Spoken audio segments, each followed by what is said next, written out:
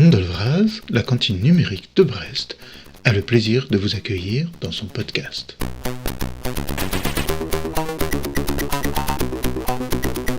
Pour son 29e épisode, nous invitons Sébastien Larigné, enseignant-chercheur à l'ESIA. Spécialiste du malware, il nous parle de ses travaux en analyse des menaces informatiques, de ses recherches qui visent à apprendre, à partir de leurs traces logicielles, comment les attaquants fonctionnent. Vous apprendrez la différence entre attribution et imputation, ce que sont des indicateurs de compromission et pourquoi certains usages de rançongiciel ne visent pas à récupérer de rançon. On parle encore de la BotConf de 2022, conférence scientifique et technique sur la lutte contre les botnets, mais pas seulement, de retour à Nantes pour sa 9e édition. Bonne écoute. Sébastien Larigné, bonjour. Bonjour. Tu es enseignant-chercheur à l'ESIEA. C'est ça. C'est une école d'ingénieurs qui est basée en fait à Paris et à Laval. Et cette école a pour but de former donc des ingénieurs dans plusieurs spécialités, dont la cybersécurité. Et les autres spécialités sont le développement logiciel, la réalité virtuelle et les systèmes embarqués. On est donc ESPIG, établissement privé d'intérêt général. Et on a une petite particularité par rapport à d'autres écoles, c'est que l'école en fait est détenue par l'association de ses anciens élèves. Voilà. D'accord.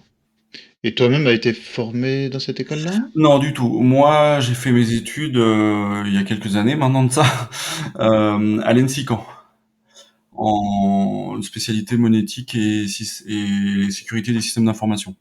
Donc en gros, on y apprend les protocoles monétiques et comment sécuriser les échanges dans les protocoles monétiques. Ok, et du coup la sécurité des systèmes, c'est un peu ta spécialité ? Voilà, donc moi, en tant qu'enseignant-chercheur à l'ESIEA, j'ai plusieurs axes de recherche. Un qui est l'analyse de malware, malware, virus informatique, et l'analyse de la menace autour justement de l'analyse des virus informatiques. Un autre volet qui est plus informationnel, qui est sur l'OSINT et sur tout ce qui va être détection de fake news et détection de ce qu'on appelle des fermatrolls. On pourra revenir sur ce qu'est une fermatroll plus tard. Et en ce moment, on a lancé un projet sur l'analyse des flux BGP, notre école dispose d'un ce qu'on appelle d'un AS. Un AS, c'est quoi ? C'est un gros équipement qui fait que on est notre propre opérateur internet en fait. D'accord. BGP, c'est pourquoi Alors BGP, c'est un protocole qui est utilisé pour s'échanger entre les différents AS ce qu'on va appeler des routes et les réseaux en fait. C'est pour dire moi j'ai tel réseau et donc si vous voulez contacter mes serveurs, faut venir jusque là quoi. Et donc chaque entité sur internet a son AS avec et chaque AS cause BGP avec ses voisins. Google a son AS, Microsoft a son AS, Akamai a son AS, Renater, qui est le réseau des universités françaises, ils en ont même plusieurs, je crois, si je raconte pas de bêtises, d'AS. France Télécom a ses AS. Enfin voilà, dès qu'on veut être opérateur et qu'on veut faire des choses un peu sérieuses sur Internet, c'est pas mal d'avoir un AS. Et donc dans ce cadre-là, en fait, nous, ce qui nous intéresse, c'est de collecter justement ces routes pour voir si c'est quoi aujourd'hui en 2022 les pratiques autour de ça et si les gens font pas n'importe quoi autour de BGP. Puisque il y a des attaques qui existent et une des attaques qui est répandue, c'est d'annoncer des plages d'adresses IP en fait qui nous appartiennent pas pour rerouter le trafic et faire un espèce de gros man in the middle, homme du milieu quoi, pour analyser ce qui va se passer. Et une des dernières attaques qu'il y a eu récemment, ça a été un serveur chinois qui a détourné des flux réseau pour pouvoir miner du Bitcoin en fait. D'accord. Donc on détourne, on fait passer par soi, le récepteur et l'émetteur se rendent compte de rien. Voilà, c'est ça exactement.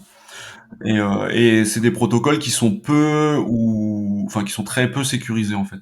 C'est des protocoles qui ont plus de 30 ans maintenant et à l'époque les gens qui ont créé ça, c'était des chercheurs et des industriels, et ils pensaient pas que il y allait y avoir des petits malins qui allaient faire n'importe quoi au milieu, quoi. Mmh.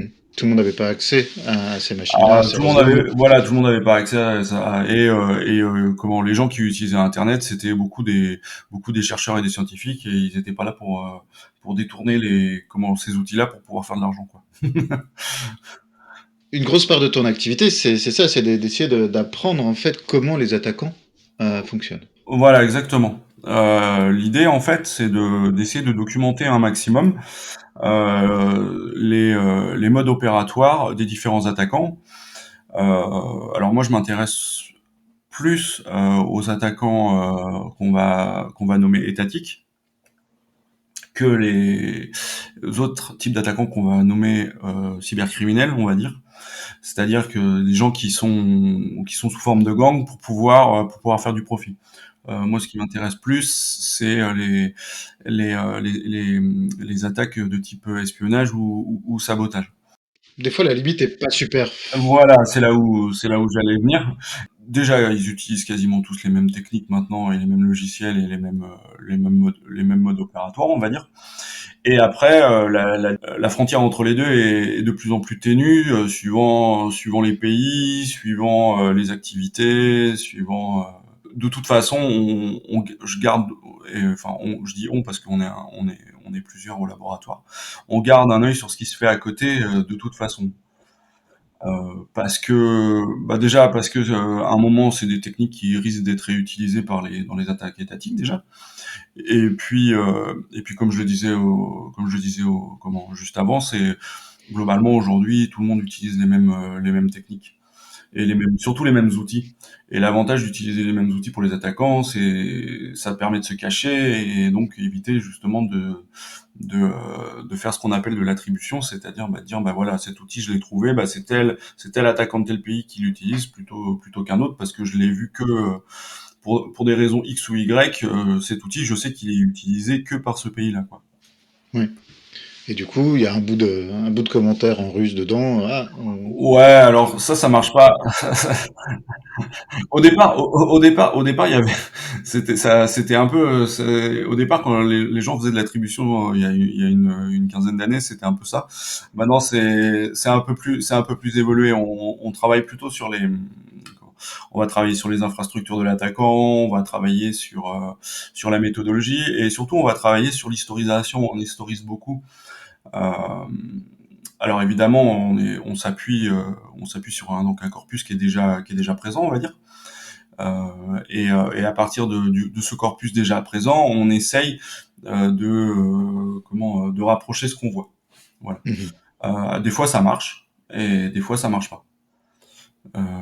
Parce que le logiciel est nouveau, l'infrastructure qui est utilisée est complètement neuve, on l'a jamais vue, parce que on est au tout début de l'attaque, et que le peu d'informations qu'on a ne nous permet pas de justement de d'agglomérer assez d'informations pour se dire voilà, ce que je suis en train d'observer, ce que je vois, finalement c'est quelque chose que j'ai déjà vu et qui est déjà documenté. Ça, c'est du côté des attaquants. Donc, tu décris bien qu'ils partagent des outils ou ils vont récupérer les outils sur la même plateforme. Et du côté des défenseurs, est-ce que les outils que tu utilises, c'est des outils que tes collègues utilisent? Est-ce que chacun a sa spécialité? Est-ce que vous partagez? Alors globalement, on va tous. Alors déjà, en termes d'outils, on a au niveau des analyses, globalement, on utilise aujourd'hui tous les mêmes outils aussi. Euh, Par exemple, si on veut faire ce qu'on appelle du reverse engineering, donc de prendre un binaire et d'essayer de comprendre ce qu'il fait sans avoir son code source, en fait. On va utiliser des outils comme IDA, comme Binary Ninja, comme Ghidra, et ou Radar, enfin voilà, c'est des outils qui sont partagés, qui sont documentés. Il y a énormément de documentation justement de la communauté sur ces différents outils-là.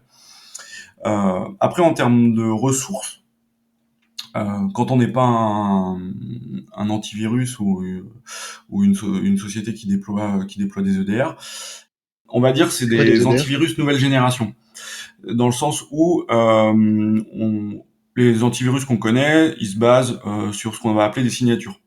Donc on va on va détecter des logiciels malveillants sur signature. Les EDR, ils ont un peu ce côté signature, mais ils vont avoir ce côté détection, ce qu'on va appeler, j'aime pas tellement le terme, mais comportemental.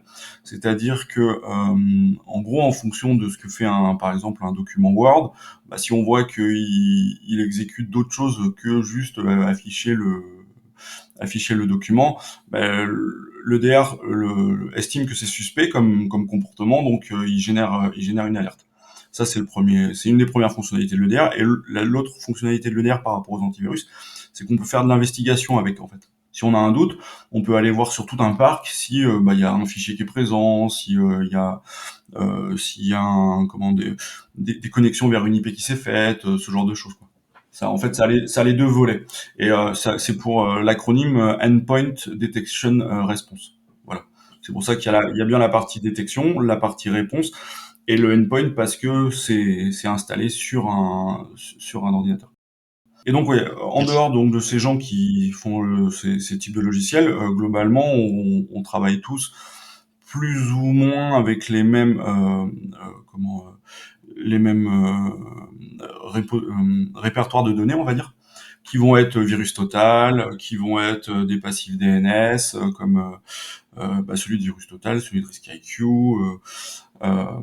des outils comme Onif ou Shodan qui passent leur temps à scanner Internet pour voir quel type de services sont ouverts sur les différents machines et tout, parce que justement ça va nous permettre quand on arrive à cartographier une, une infrastructure de l'attaquant, on essaie de déterminer s'il y a des choses un peu discriminantes, par exemple des ports ouverts que seul lui ouvre, par exemple, ou une version d'un serveur web que seul lui utilise, ou un échange cryptographique que seul lui va utiliser aussi. Bah, avec des outils comme Onif, Shodan, Sensei.io, Binary Edge, enfin voilà, il y en a quelques-uns comme ça sur le marché. Bah un peu comme les docs Google, c'est-à-dire avec la grammaire du moteur de recherche de ces outils-là, on va trouver d'autres serveurs qui vont faire partie justement de cette infrastructure, en fait. Parce que c'est tellement discriminant qu'il y a peu de chances qu'il y ait d'autres gens qui utilisent ces serveurs à part eux, quoi.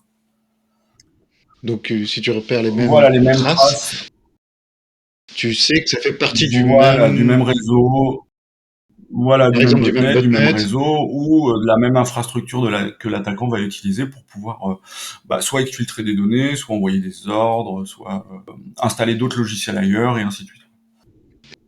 Et après ces travaux-là, qui est-ce qui les utilise? Vous publiez des rapports qui sont pris par Voilà, d'autres alors chercheurs? il y a plusieurs manières de travailler. Soit on travaille en groupe on peut travailler en groupe de travail, ce qu'on va appeler des groupes de travail sur des menaces particulières. Soit on publie de manière publique les différentes choses qu'on trouve pour justement bah, que d'autres chercheurs et surtout d'autres personnes qui vont protéger les infrastructures récupèrent en fait dans nos rapports ce qu'on va appeler des indicateurs de compromission, c'est-à-dire bah, soit des traces de fichiers, soit des noms de domaines qui ont été contactés par les différents malwares utilisés, euh, les différentes manipulations qui peut être fait sur une machine par ces virus. Bah, ils vont pouvoir comme ça justement vérifier si a posteriori, parce que c'est a posteriori, s'il n'y a pas eu une intrusion avec et que ces outils-là n'ont pas été utilisés dans les réseaux d'entreprise qui auraient pas dû l'être, en fait. Et ça permet comme ça de documenter et d'alimenter après des systèmes de détection. D'accord. Le malware, c'est tout l'ensemble des attaques, c'est le virus lui-même, c'est le risque. Pour moi, un malware, c'est une famille déjà. C'est une famille c'est un programme ou un document malveillant qui va faire des choses dont l'utilisateur, si on lui explique ce que ça fait, il va pas forcément être d'accord. Et donc ouais, ça c'est des familles. Et après, par famille en fait, c'est un peu comme les virus biologiques, hein. Il y a la grippe qui est euh, le Covid, qui est la famille de virus. Et après, il y a ces variants. Et donc, Mhm. nous, ce qu'on traque, c'est les variants en fait. On passe notre temps à traquer les variants parce que comme c'est des variants, ils vont soit ajouter des nouvelles fonctionnalités, soit en enlever, soit avoir des interactions avec d'autres qui n'étaient pas prévues. Et, euh, et à l'instar du biologiste, nous, ce qui nous intéresse, c'est de voir quelles sont les séquences de code qui bougent pas pour pouvoir faire des signatures associées. Mhm. Ou des Voilà, généalogies c'est ça. peut-être. Et après, faire ce qu'on va appeler de la phylogénie ou de la généalogie, c'est-à-dire que Mhm. par exemple, cet algorithme de compression, je l'ai vu dans cet implant-là, et je le retrouve dans un autre, et encore dans un autre, et comme il est unique dans son implémentation, on arrive comment, je vais utiliser un terme anglais, fingerprinter, donc identifier de manière quasiment unique, un peu plus long, mais de manière unique en fait le développeur qui est derrière. Alors, quand je dis identifier le développeur, c'est l'entité développeur, c'est pas l'identité développeur. Parce que l'identité développeur, c'est un travail qui est annexe, qui est fait par d'autres gens. Moi, c'est un truc que je fais pas. Comme c'est développé par plusieurs équipes et même dans plusieurs pays. Faut aller sur des forums où faut savoir parler chinois, faut savoir parler russe, faut savoir parler. Enfin, moi, j'ai pas ces compétences-là. Mais par contre, ce qui m'intéresse quand même de savoir, c'est ce que je suis capable d'identifier de manière unique une équipe de développement derrière ou une équipe d'opérateurs, parce que ça va me permettre de les suivre en fait et de voir un peu comment ça évolue. Et c'est là où on utilise donc les outils comme Virus Total et d'autres outils, un peu comme les pêcheurs, quoi, on met nos filets dans ces systèmes-là et on attend que le poisson morde. Et quand le poisson mord, on lève nos lignes et on regarde ce qu'on a récupéré. Alors des fois, c'est des choses qui ont déjà été documentées et qui existent déjà. C'est parce que les gens ils resoumettent comment, sur Virus Total les mêmes fichiers, ça arrive. Donc, juste pour préciser, c'est un système où, on va dire plutôt des directeurs des services informatiques vont déposer en fait les fichiers Voilà, c'est ça. compromis. Dès qu'ils ont un doute, alors ça c'est un autre problème, on pourra en parler, mais en gros les gens maintenant dès qu'ils ont un doute dans les entreprises, ils prennent le fichier et le mettent sur Virus Total. En fait, Virus Total Mhm. c'est un système où il y a plusieurs moteurs d'antivirus qui vont scanner le fichier et qui vont vous donner un score. Ça fait autre chose aussi, ça va exécuter le programme ou faire toute la chaîne d'ouverture si c'est un document et ainsi de suite. Et derrière, s'il y a des connexions vers des domaines et des IP, on va le savoir au travers de Virus Total en fait. Et donc c'est toutes ces informations là notamment sur Virus Total ou dans des sandbox comme Hybrid Analysis, comme Triage, comme AnyRun, et les indicateurs qui vont nous sortir, les IP, les noms de domaine et ainsi de suite, ça va être l'infrastructure de l'attaquant en fait. Et donc c'est tout ça qu'on capitalise et qu'on historise un peu comme les chercheurs de trésors et qu'on va un peu comme des collectionneurs et qu'on va réutiliser à chaque fois qu'on trouve un nouveau fichier qui a la même tête, quoi. Et tu vas finir par connaître reconnaître peut-être le savoir-faire de certains de ces groupes et les suivre. À force, oui, on comprend rapidement quand parce que globalement la logique est toujours un peu, enfin, suivant les groupes, intergroupe, elle est souvent la même. Et en fait, c'est cette logique-là qu'on essaye de sortir, en fait, et d'extraire, qu'on va appeler TTP, en fait, pour technique, tactique et procédure. c'est l'essence de tous les chercheurs de ce qu'on va appeler de renseignement de la menace, c'est CTI en anglais, parce que globalement c'est le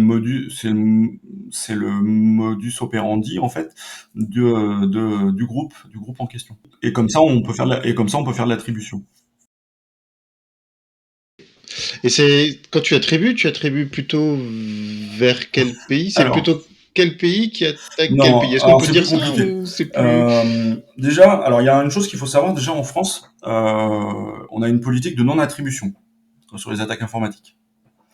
On fait ce qu'on appelle de l'imputation, c'est-à-dire que quand l'ANSSI publie un rapport et dit le comment ce dans le rapport, ce que j'ai vu, je le il l'impute à ce qu'on va appeler un mode opératoire. Et un mode opératoire, c'est un ensemble, c'est ce fameux ensemble de TTP. L'attribution, c'est au-dessus. Ça va être ce qu'on appelle on va parler de threat acteur, donc d'acteur de la menace. Et, et donc ça, c'est ce qui va intéresser les gens, notamment pour tout ce qui est judiciarisation des affaires, puisque derrière, une fois qu'on arrive à mettre un pays ou des individus derrière ce mode opératoire, on peut déclencher certaines choses. Soit des représailles diplomatiques, soit des arrestations comme on en a vu récemment sur le ransomware et ce genre de choses. Et, mais globalement, l'ANSSI dans son ensemble ne fait pas donc d'attribution et fait des imputations. À l'inverse des États-Unis, qui eux font de l'attribution, c'est-à-dire ils disent tel mode opératoire, c'est tel pays. Donc les plus connus, APT28 par exemple, c'est les Russes. APT29, c'est les Russes. APT10, c'est les Chinois. Et eux, ils ont pas du tout ils ont pas du tout de complexe par rapport à ça. C'est même un soft power assez puissant parce que ça leur permet de déterminer, ça leur permet de désigner un ennemi en fait. Ce qui est pas le cas, ce qui est pas le cas chez nous. Nous, on réfléchit pas en termes d'adversaire ou en termes de on, ré- on raisonne en termes d'attaque et de mode opératoire sur ces attaques, ce qui est un peu différent. Et après, il y a des services qui eux font enfin, leur métier, c'est l'attribution de toute façon, puisqu'à un moment donné, on n'est pas dans le mode des bisounours et il faut bien mettre des noms derrière derrière les choses. Hein.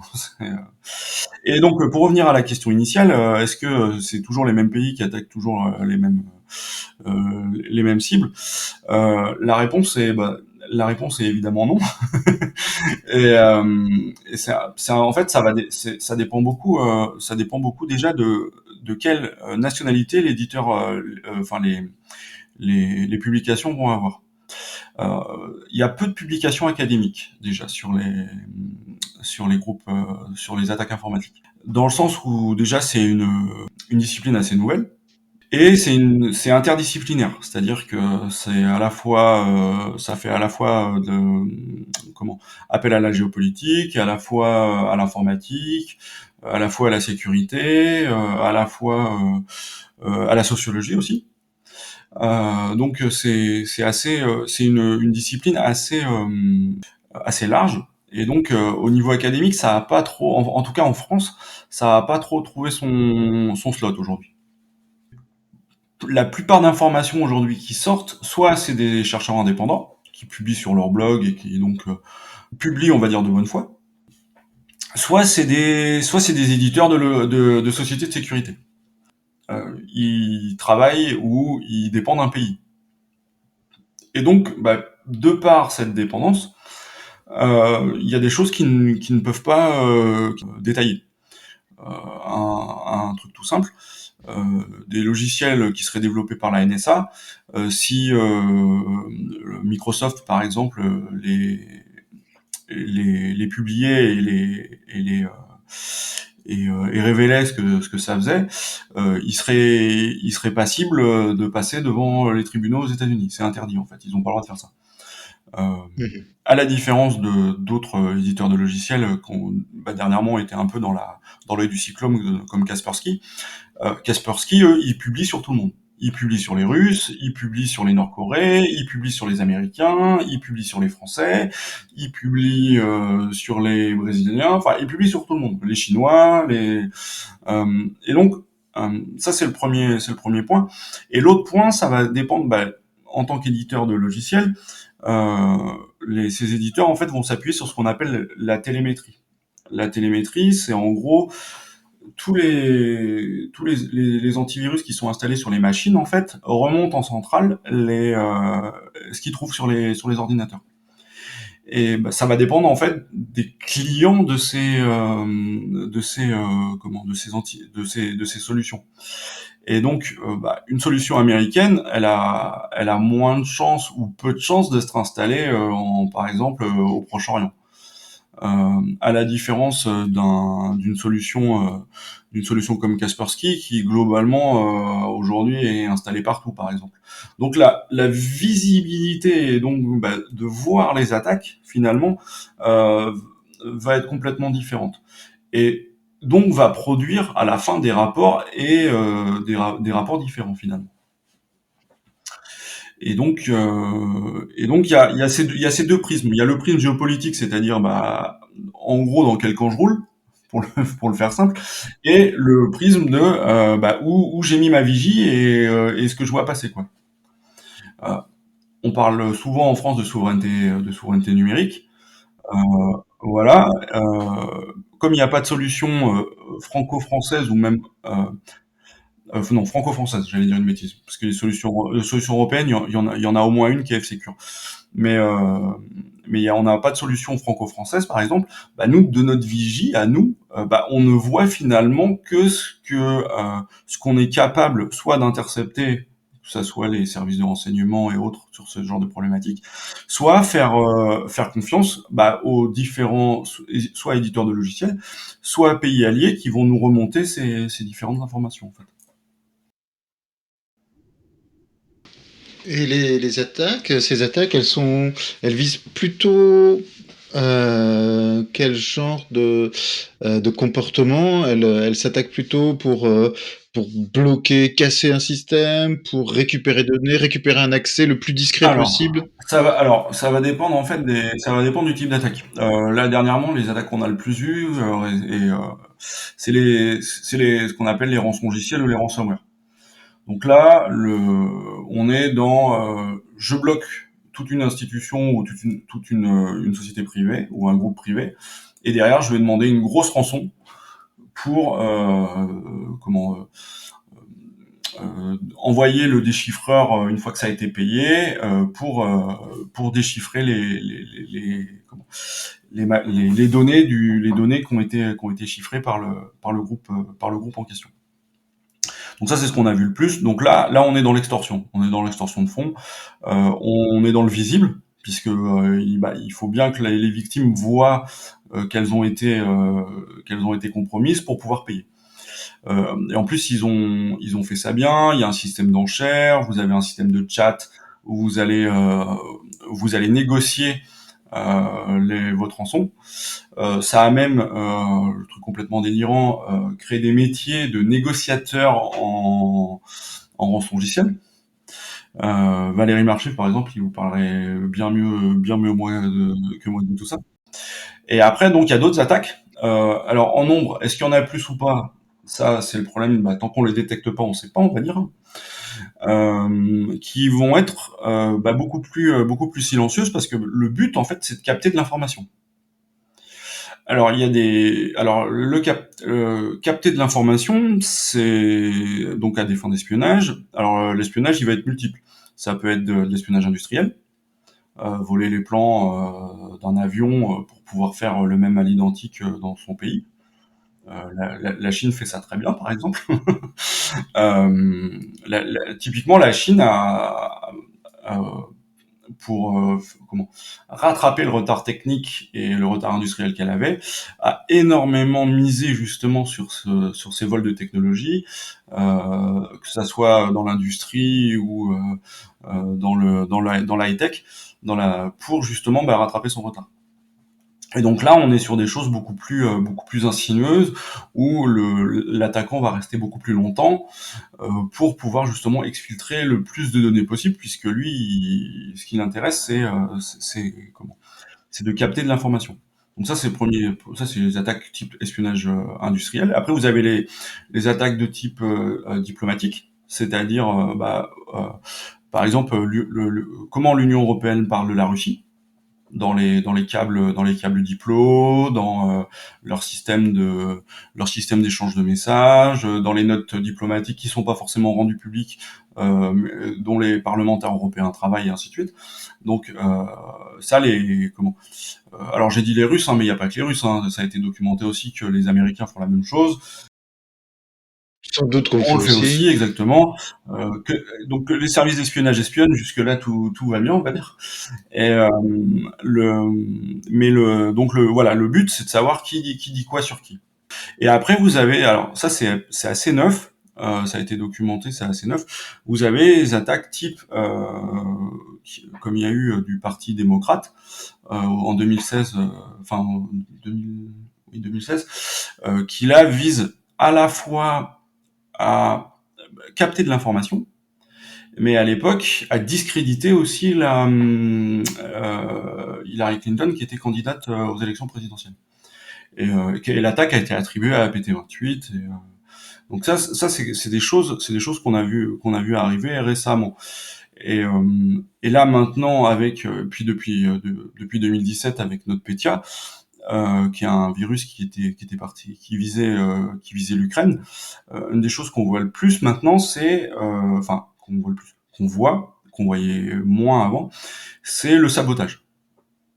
Donc là, le but, c'est on sabote une infrastructure. Donc ça peut être une infrastructure électrique, ça peut être NotPetya, ça a visé toutes les sociétés ukrainiennes. Euh, Puisque en fait c'était le logiciel Medoc qui était compromis. Le Medoc c'est le logiciel qui sert à déclarer sa TVA en Ukraine. Donc toutes les entreprises ont... Sont obligés de passer par ce logiciel-là pour déclarer déclarer tout ce qui est taxes et TVA. Et donc les attaquants ont compromis ce système. C'est un système en mode SaaS et ont compromis complètement. Et après on lancé NotPetya qui se faisait passer pour un ransomware, mais c'était absolument pas un ransomware. Le but c'était de tout casser en Ukraine.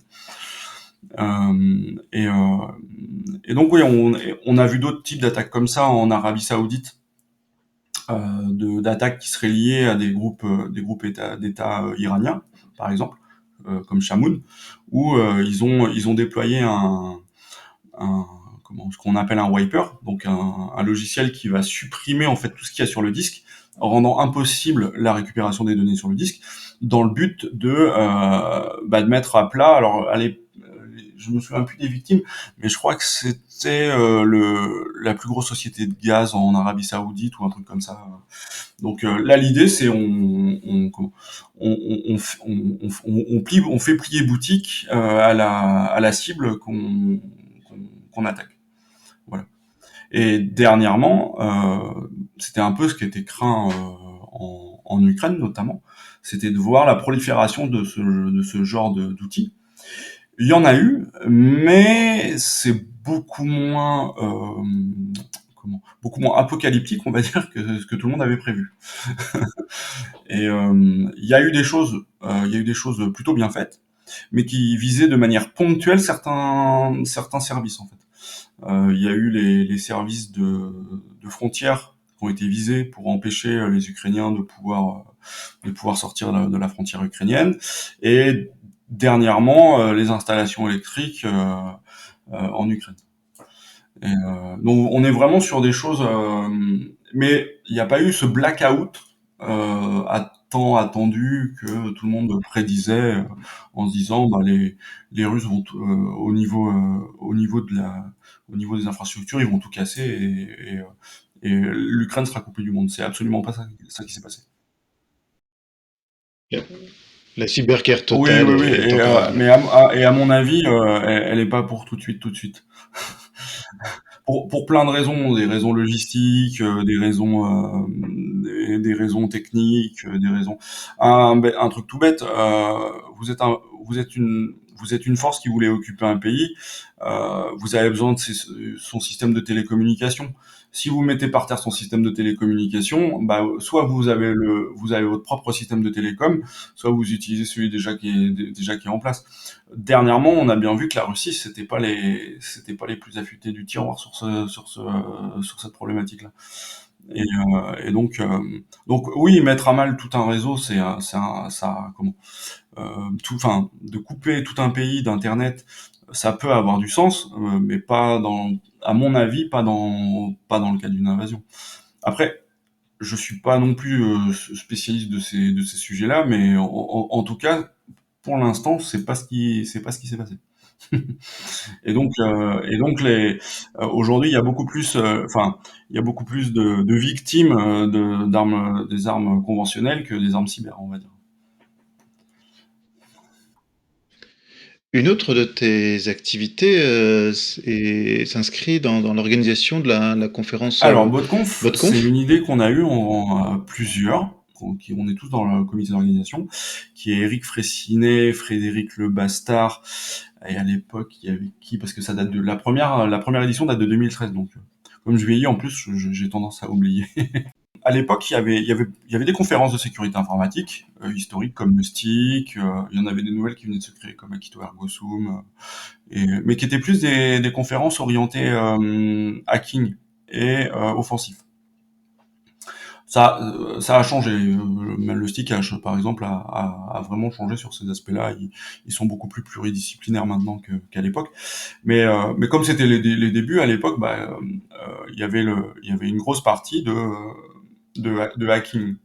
Mais nous, bah dans notre travail quotidien, on était de l'autre côté de la barrière, on va dire. On voyait des attaquants faire des choses et finalement, bah, il n'y avait pas de conférence en France, en tout cas, sur ces problématiques-là. Il y en a toujours eu à l'international. Et donc on s'est dit, bah, on va faire une conférence qui est, et puis à l'époque, techniquement, on en voyait énormément. On va faire une conférence sur les botnets, d'où la botconf en fait. Il faut peut-être Voilà. Alors expliquer ce un que c'est qu'un botnet, botnet. en fait, c'est un réseau de machines infectées qui prennent leur ordre soit par un ou plusieurs serveurs. Et donc, soit ils communiquent entre eux, soit ils communiquent directement au serveur. Donc, globalement, il y a deux types de topologie de botnet. Il y a ce qu'on appelle les botnets centralisés et les botnets décentralisés. Mais ça peut Et ça, à concerner l'époque, ça a énormément de concerné machines. énormément de machines. Il y a eu on parlait de millions de machines. Alors, ça existe toujours, hein. Il y a toujours des botnets, comme le botnet Mirai, par exemple, qu'on a vu en Ukraine utiliser pour faire du DDoS sur les infrastructures russes. Et, euh, et donc, mais les botnets à l'époque, avaient plus de vocation que juste le DDoS. Aujourd'hui, globalement, dans le botnet, on a du DDoS et un peu du mining, donc de crypto-monnaie. Parce que en fait, bah, ça nous permet d'avoir une grosse puissance de calcul décentralisée. On se sert de la puissance de calcul de toutes les machines qu'on a infectées sans demander l'autorisation, évidemment, à ses propriétaires. Mais à l'époque, il y avait beaucoup de botnets type bancaire, en fait, qui servaient où les machines étaient infectées pour pouvoir récupérer des données type carte bancaire. Et, euh, et il y avait il y avait tout de mécanismes de compromission et tout qui commençait petit à petit à être documenté, mais il n'y avait pas toute cette communauté comme aujourd'hui où les gens échangent énormément et beaucoup plus qu'avant. Il y avait le premier rapport sur ça, c'est 2013, donc à peu près en même temps qu'on a fait la BotConf finalement. Mais par exemple, premier rapport de l'ANSSI sur ces problématiques-là, il arrive beaucoup plus tard par rapport à quand nous on a créé ça. Et donc voilà, c'est une conférence qui est internationale et qui se passe sur 3 jours avec une petite particularité, c'est que chaque année on change de ville en fait. Donc ça permet comme ça euh, à éviter déjà de faire tout à Paris, parce que voilà, il n'y a pas que Paris dans la vie. Hein. Voilà, et comme on change d'endroit, bah, ça permet à des gens, par exemple, bah, là cette année c'est à Nantes, bah, les gens qui sont un peu plus à l'ouest, comme les Brestois ou les Bretons et ainsi de suite, de pouvoir venir. Et c'est beaucoup plus facile de venir à Nantes que si on l'avait fait à Strasbourg, par exemple. Et donc ça permet comme ça permet comme ça de bouger et on essaye de changer. On a fait Montpellier, Lyon, Nancy, Paris quand même une fois, et où justement on peut. Et donc pendant ces 3 jours, il y a eu entre 200 et 500 participants en 2 tiers internationaux, 1 tiers français, qui vont discuter autour de ces sujets-là en fait. À Et Nantes, là, ça se la tiendra. semaine du 25 avril. Donc 26, 27, 28, si je raconte pas de bêtises. Et donc, le programme Alors, promet d'être. il va y avoir pas mal de nouveautés en termes justement parce que le but de ces conférences, en fait, souvent, ça va être de documenter des choses qu'on n'a pas vues et qu'on découvre. Et donc, il va y avoir pas mal de choses autour de différents acteurs étatiques, russes, chinois, iraniens, mais pas que. Comme il y a aussi un gros volet autour de la cybercriminalité. Et donc justement sur les modus operandi des différents cybercriminels, autres que les ransomware, parce que bah, on a vu énormément les ransomware dernièrement, mais il y a d'autres manières de faire de l'argent. Et c'est toujours intéressant justement de voir un peu comment ça évolue ces histoires-là, parce que bah, c'est toujours une chasse entre le chat et la souris, sachant que c'est toujours l'attaquant, on va dire, qui est qui est devant par rapport à la défense. La défense passe son temps à courir derrière les attaquants. Et, euh, et là, en plus, à cause du Covid, ça fait 2 ans que on n'a pas fait en présentiel. Donc ça va être l'occasion, bah, justement, de revoir beaucoup de gens, puisqu'on a des gens qui viennent d'un peu partout, du Canada, des États-Unis, d'Allemagne. Avant, on avait des Japonais. Bon, là, en ce moment, avec le Covid, c'est un peu compliqué. Mais voilà, ça permet de retisser les liens parce que bah, justement c'est sur ces liens-là que se bâtit justement la confiance et derrière où on va pouvoir s'échanger des informations après en tant que chercheur. Si des auditeurs veulent prendre contact avec toi, suivre ton actualité, tes rapports ou ton actualité en général, il y a des canaux à Alors, je privilégier? suis sur Twitter avec mon pseudonyme Sebdraven, Sebrdavn, mais je pense que ça sera mis le résumé du podcast. Et sinon, Tout bah, à sur fait. LinkedIn, mon nom, Sébastien Larigné. Et de temps en temps, je soumets des papiers dans différentes confs. Et donc, ouais, la prochaine, j'aimerais bien être à Corinne. Donc, c'est celle du FIC qui se passera en juin, si je raconte pas de bêtises. Mais je sais pas encore sur quoi. Donc, ça va être la grande surprise. Qu'on attend avec impatience en tout cas. Merci beaucoup Sébastien Larigné. Bah, merci beaucoup. Cet épisode s'achève, nous espérons qu'il vous aura intéressé. Toute remarque ou question peut être envoyée soit par email à coucou@lacantine-brest.net, soit via Twitter au handle handlephrase. On se retrouve dans 15 jours pour un nouvel épisode.